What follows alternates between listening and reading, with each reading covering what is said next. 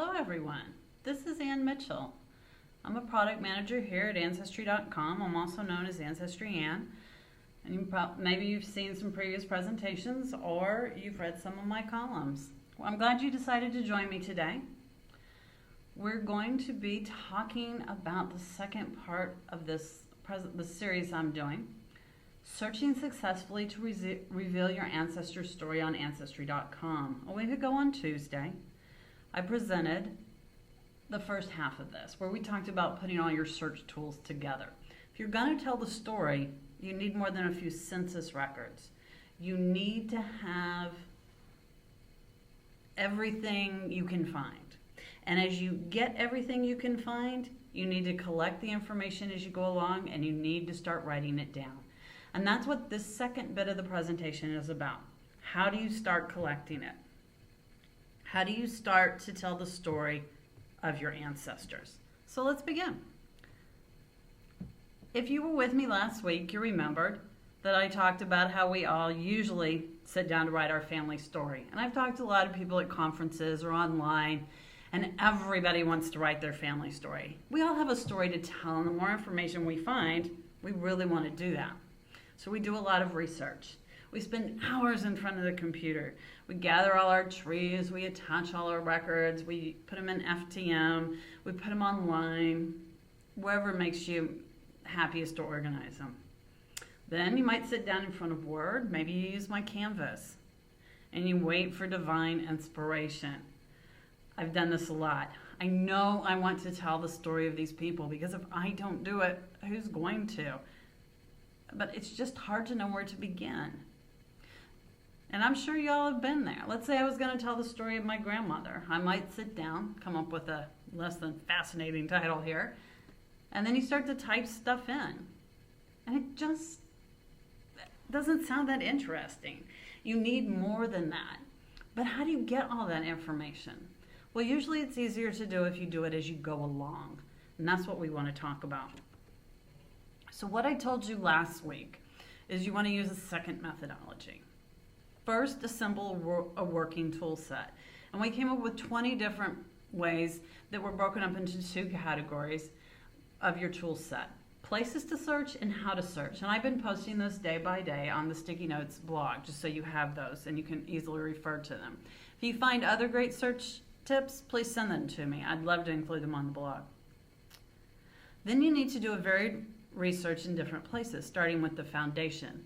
I like to, once I figure out about the time span my ancestor lived, pull all the census records. This gives me a layout of where they lived and when, and who was in their family at different points in time. This gives me a great foundation to know when and where I need to go look for all those exciting bits and pieces that is going to make a story. Then, and this is the part that starts to take some discipline, you need to write up random thoughts and ideas as you go. They don't have to be brilliant. They don't have to be beautiful prose. You're not writing a masterpiece here. You're writing up random thoughts and ideas. What is it that I've learned? What is it that I would like to learn? What is it I need to remember? Oh, where did this niece come from? Why are they in the census? Construct a way to keep notes for yourself so when you go back and you look at this family, you don't have to rediscover it over and over again. If you're like me, back in the early days, and I admit sometimes now as well, you start to rediscover the thing, and you're like, oh, I've already done this. Why didn't I write it down last time? Learn from your mistakes, or better yet, learn from mine, and start to write up random thoughts and ideas as you go. Then from time to time, you can compile it, because you've got a lot of information now that you can pull it all together. And you don't have to write it from scratch. You've already got it started. You can string this all together. But you need a plan. Let's look at, this is my grandmother. And you start to collect random records, right? We all do this.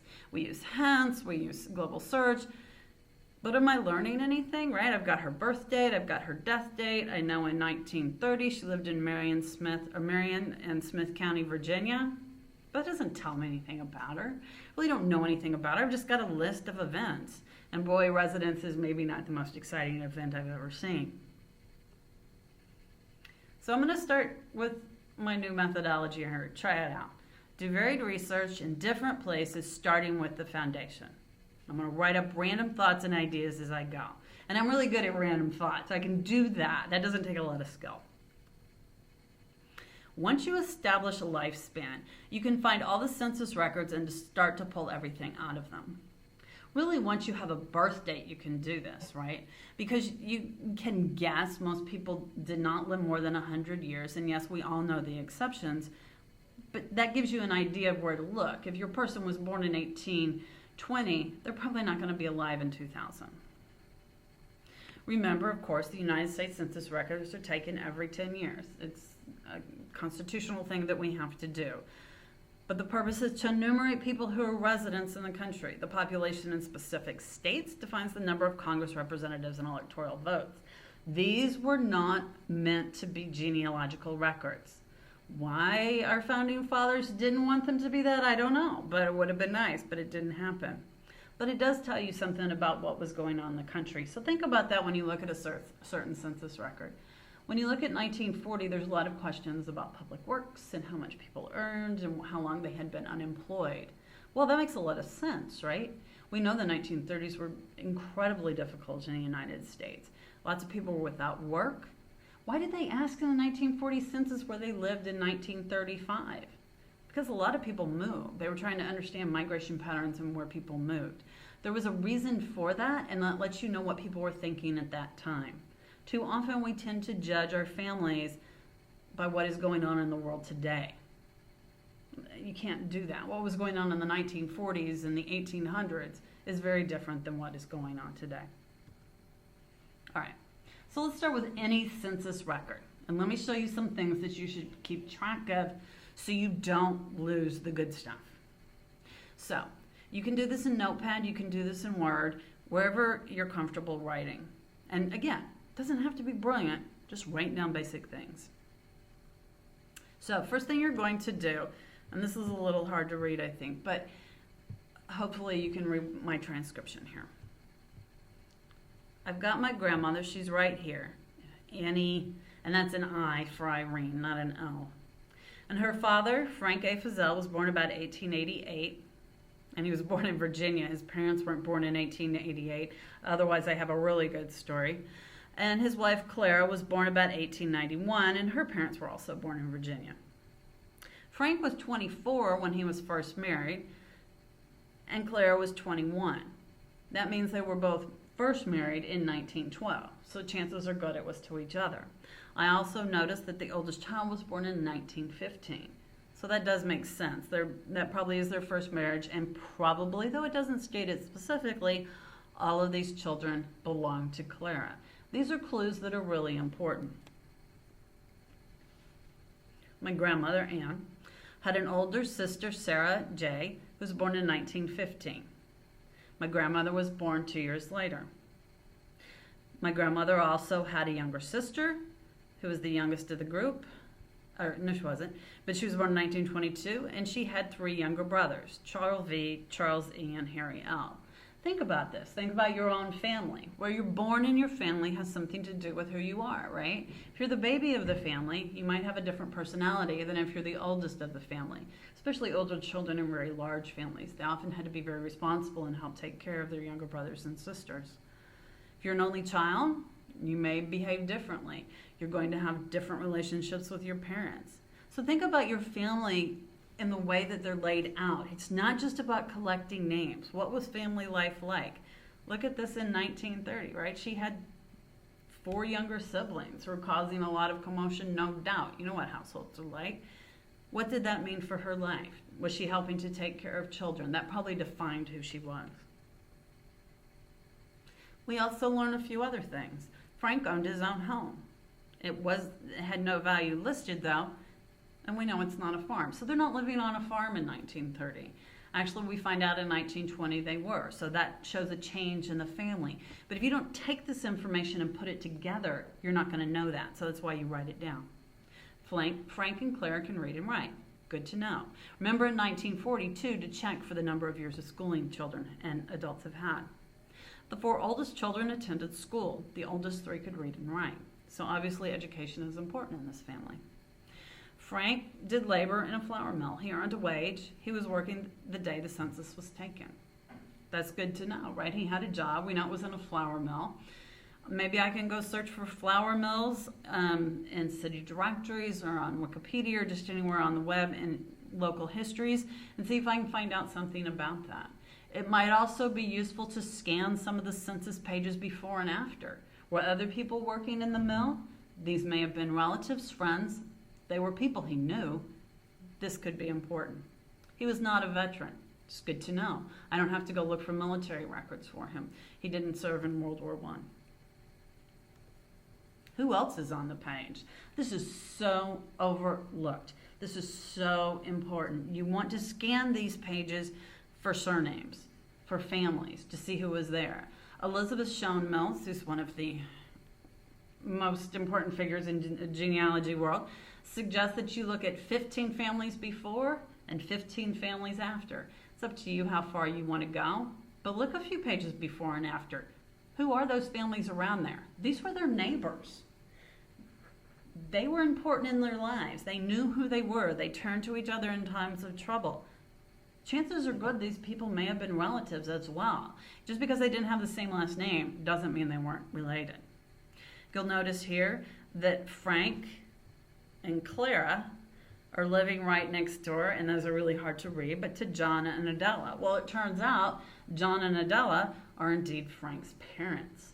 That's useful to know. The fact that they were living together, the fact that they both owned houses, there's some deeds there, right? You know that you want to go find those deeds, and that's something to write down to go do, but this is important information. Make sure, too, when you're merging the census record back into your tree, whether it be FTM or whether it be the online tree, that you make sure that everything gets merged in. And if you see something that doesn't get typed in here, make sure you enter it or go back and review your page. I made the mistake here of doing this and of not doing that, and it didn't put that my grandmother was born in Virginia. Where somebody was born and the year they were born is very important to identifying other records. That birth event in itself, incredibly important.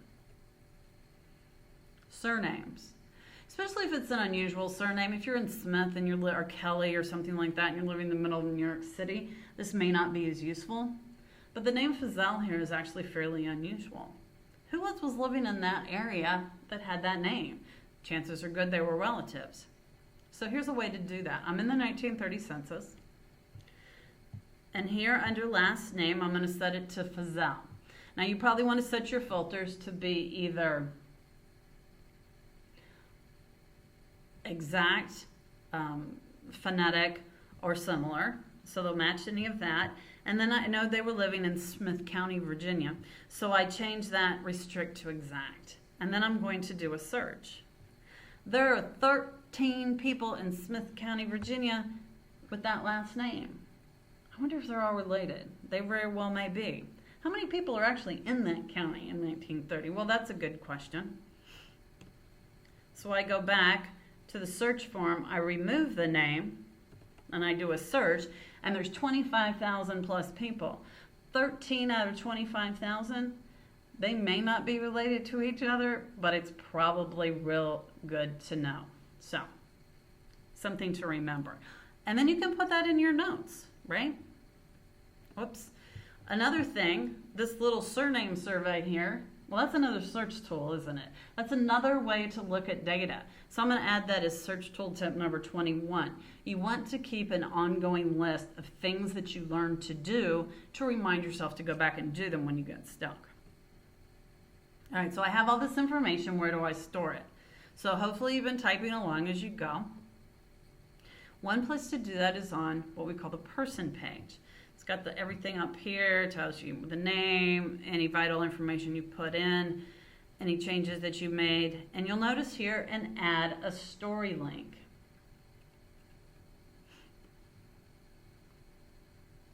All right, so if you open that, there are two ways you can record your story.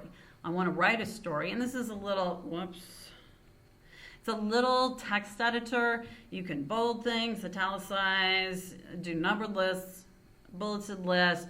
You can title it, Or you can upload a story from your computer, and that could either be PDF or Word or a few other formats, so whichever way is most convenient for you.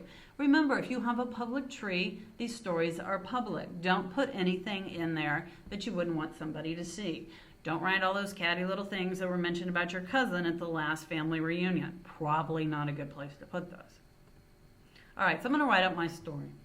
So I write up a summary of who Frank and her parents were, so I know something about them. The house she was living in. They were living in a house they owned. Her brothers and sisters. That Frank was working in a flour mill. That their next door neighbors were John and Adela. And if at that point I knew they were grandparents, I could put that in as well. And then I put that, they were 13 Fazels out of 25,000 people. So that tells me later I may want to go back and look into that. I can also add in other people. While I'm mainly focused on people in my direct line, I might as well go ahead and attach this to her parents as well as her brothers and sisters, so I can do that. So this story is all there. So as I start to compile information about the primary person I'm looking at, I can make sure that it's easily accessible when I'm looking at the brothers and sisters as well. Then I store it. If you mouse over it, you'll see that it tells you what it is, whatever you titled it, and it's right up there. You've got your notes. They're easy to access. You can come back to them quickly, and you don't have to trust your own memory. Another thing you can do is you can add a description to your record as well. And this can be really useful when you're reading your timeline. If you just simply click on, here in this particular case, residence, you'll see a description box. Type in things, save it, come back, and now you have a description. These could be to-dos that you want to remember, just a brief summary, but it'll make your timeline a lot more interesting to read. And it'll be a lot more useful for you in understanding who it is you're looking at. So I go through, I do the 1920 census, I write everything up. Frank was a farmer at that time. It says once again that Frank and Claire cannot read and write. I write down the families that are on either side of them. Molly Snavely is a sister of Adela, of Adela. So these are all people that are important in the Fazel family. And I go back, and again, I update. So what I've got going here is I've got all my notes here that I can go back and reference at any time.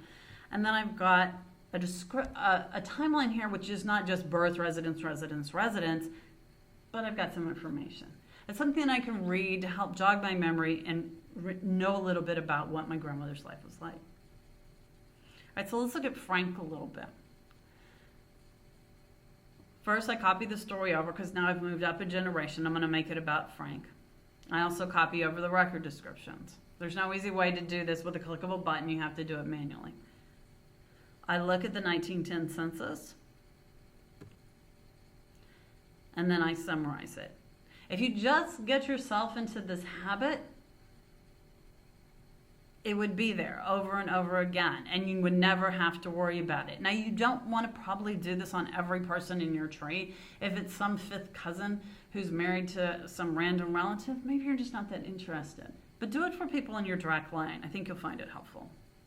I keep track of everything that's going on here. I write down little snippets.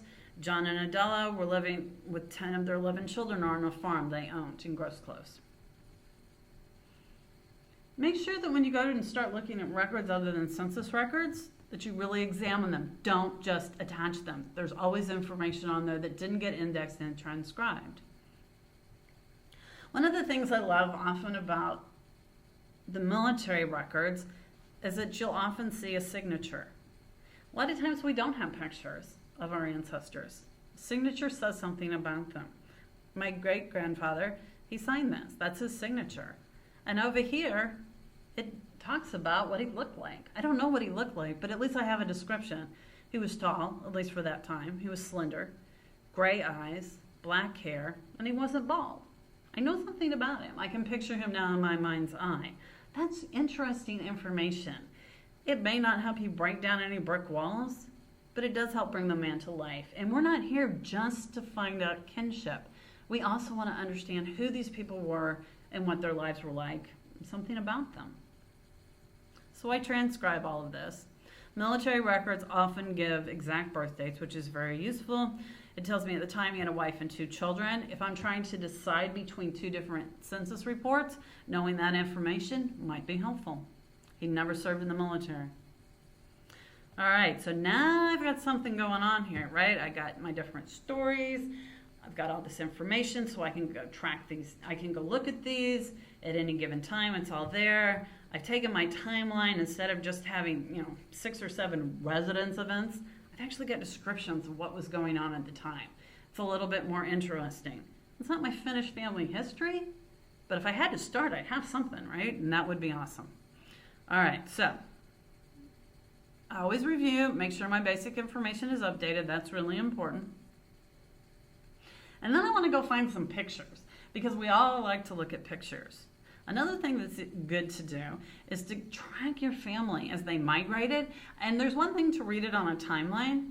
There's another thing to look at it visually. Look at this little map here. I tracked them. They start out in Atkins, go to Gross Close, Marion, and Buena Vista, right? So I got them all down in here for the first part. Then they travel this way. Here's the mountain range. My guess is people move that way more than they move that way.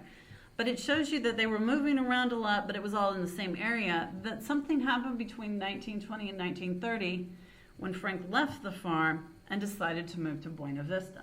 And it's visual. It's a little bit easier to understand. But here he's working in the factory. So my guess is he moved up to the city of Lexington, Buena Vista, that basic area, so that he could find employment that wasn't a farm. I guess he'd had it with farming.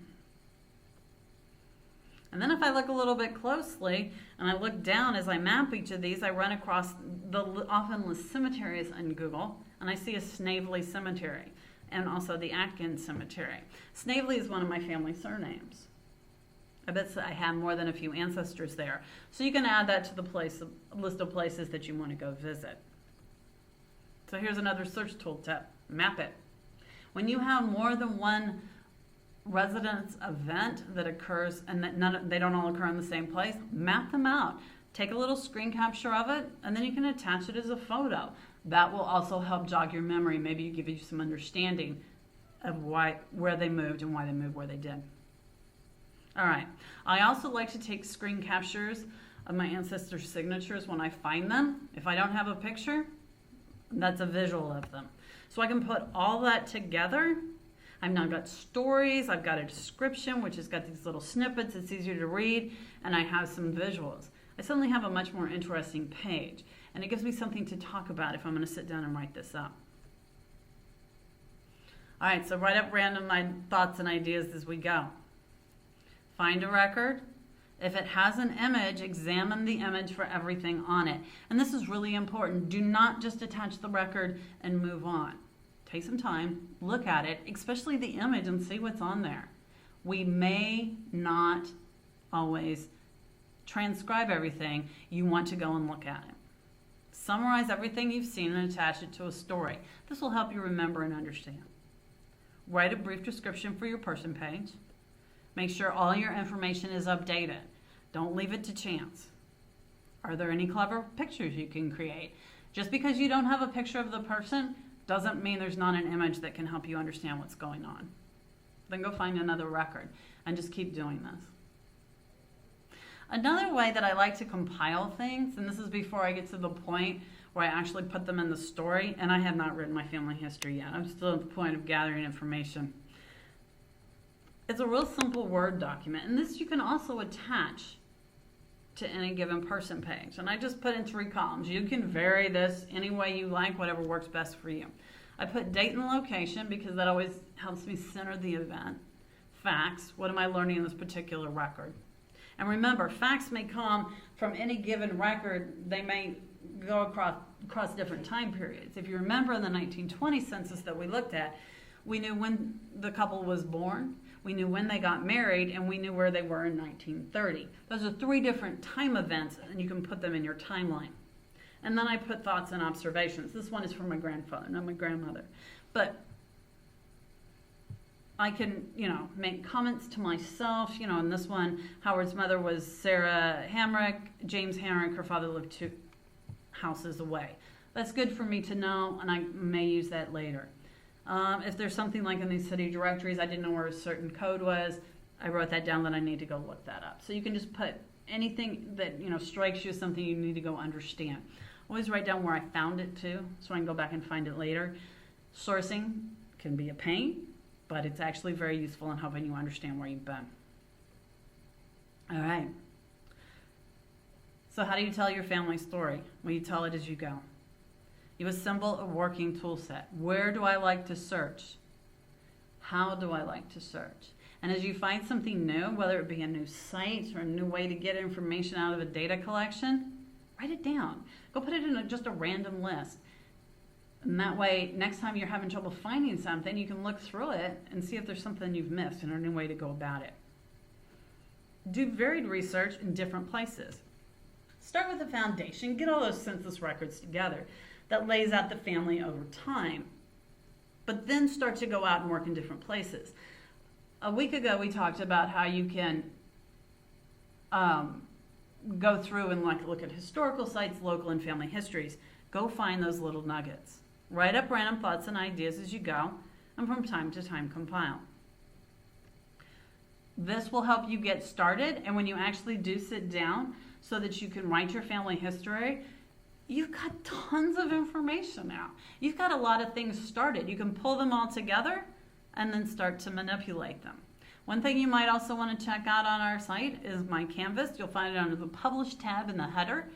That will also allow you to bring a lot of stuff in. It will bring in your descriptions and whatnot, populate it for you, and you can arrange it that way. We'll have to get somebody to do a class on that. That deserves its own class. We'll see if we can't schedule one of those in the next month or so. Hope this has been helpful. Let me know if you have any ideas or questions about this. Send us mail at ask@ancestry.com. And some ways you can learn how to use Ancestry more, where we keep all these different presentations and columns we write. Facebook.ancestry.com has a list of all our events and live streams. Livestream.com/ancestry will keep track of all of our videos. After we do our initial presentation, we save them so you can go back and listen. I know not everybody's available in the middle of the day, but you can then take them and watch them at your leisure. We also have ancestrysticky-notes.tumblr.com, where myself, Krista, and Juliana write different columns on how to use Ancestry and just various interesting things we found. And then there's also the Learning Center, ancestry.com/cs/help and advice US. It's been a pleasure talking to you today. I will see you all next time.